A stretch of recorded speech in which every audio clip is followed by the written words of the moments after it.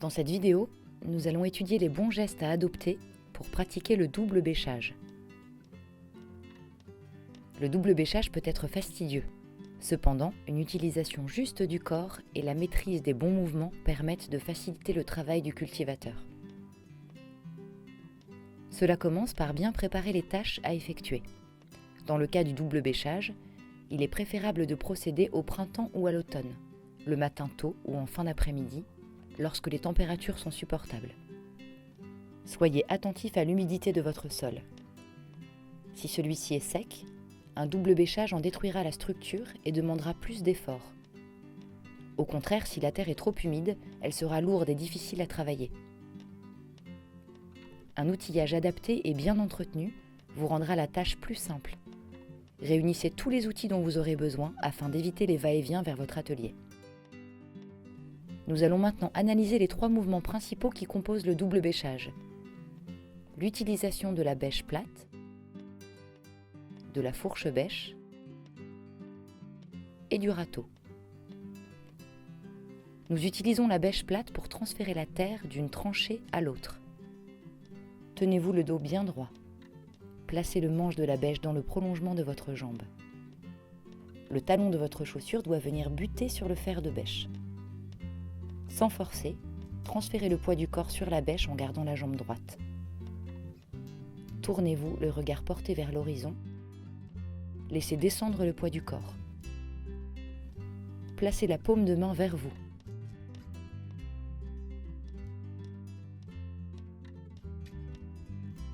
Relevez-vous en gardant le dos droit.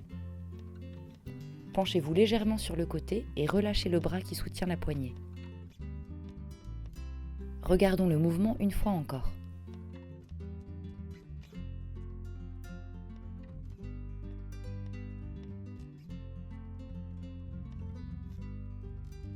Voyons un exemple de mouvement à ne pas faire.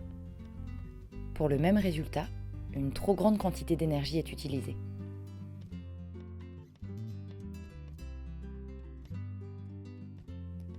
Il faut maintenant racler le fond de la tranchée. Nous utilisons pour ceci un mouvement pendulaire. Balancez la bêche plate de gauche à droite.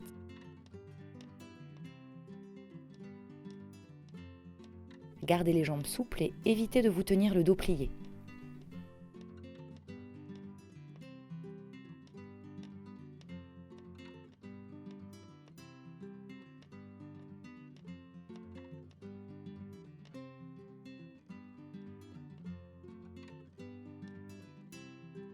Nous utilisons la fourche bêche pour bêcher le fond de la tranchée ouverte. Cela permet de décompacter le sol sur une profondeur totale de 60 cm. Tenez-vous droit sur la volige, placez le talon de votre chaussure en buté sur le fer de bêche. Transférez le poids du corps sur la fourche.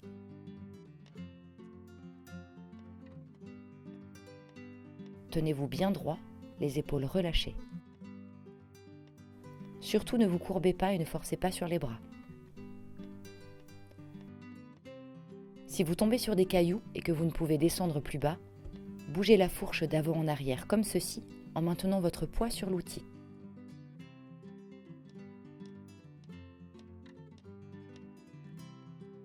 Reculez maintenant le poids du corps pour ouvrir le sol.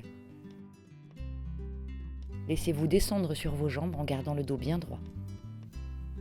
Ne levez pas la fourche pour la déplacer dans la tranchée. Laissez-la simplement glisser sur le sol.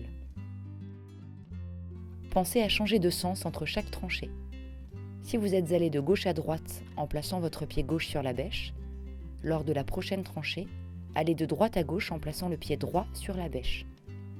Cela évite les fatigues musculaires dues à une utilisation déséquilibrée du corps.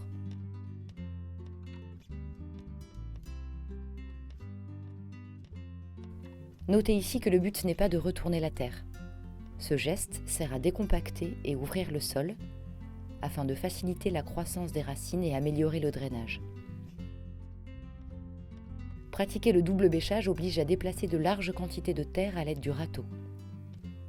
En ratissant la terre toutes les 5 tranchées, vous éviterez d'avoir à déplacer la terre d'un bout à l'autre de la planche de culture à la fin de l'exercice.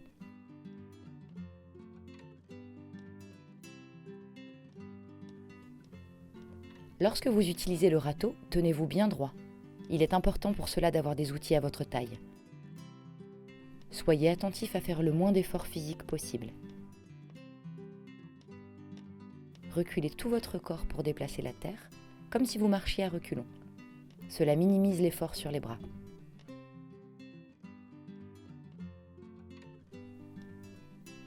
Il est préférable de déplacer de petites quantités de terre. Ne cherchez pas à planter le râteau profondément dans le sol, soulevez-le et laissez-le tomber sous son poids. Ce sont des gestes simples, mais qui vous permettront d'effectuer un double bêchage sans dépense d'énergie inutile et surtout sans vous blesser. Ces gestes peuvent sembler inconfortables au début, mais une fois maîtrisés, ils vous faciliteront le travail, surtout si vous avez de grandes surfaces à double bêcher.